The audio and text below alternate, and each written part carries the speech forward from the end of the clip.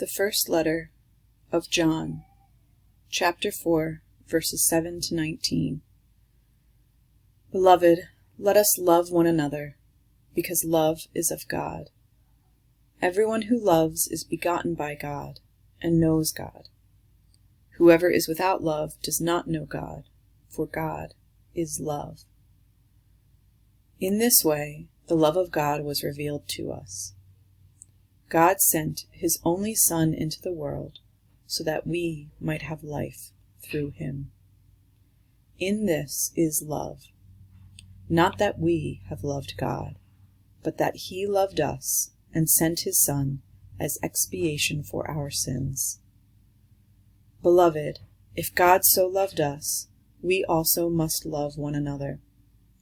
No one has ever seen God, yet, if we love one another, God remains in us, and his love is brought to perfection in us.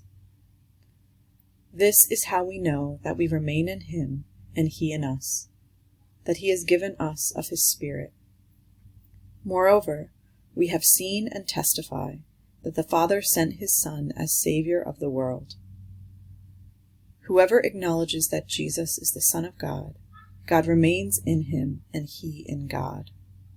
We have come to know and to believe in the love God has for us. God is love, and whoever remains in love remains in God and God in him. In this is love brought to perfection among us, that we have confidence on the day of judgment, because as he is, so are we in this world. There is no fear in love, but perfect love drives out fear, because fear has to do with punishment.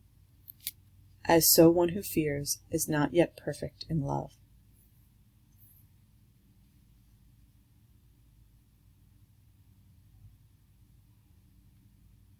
God revealed himself to us through Jesus. In what other specific ways has God revealed his character to you?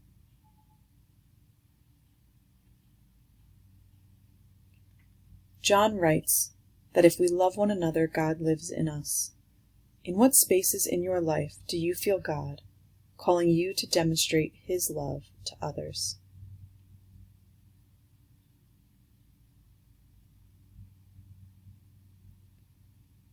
God's willingness to sacrifice his Son and Christ's acceptance of the Father's will demonstrate the deepest love. Whose sacrifices have you witnessed that teach you about the depths of love? What is in your heart when you consider that God's love is even deeper?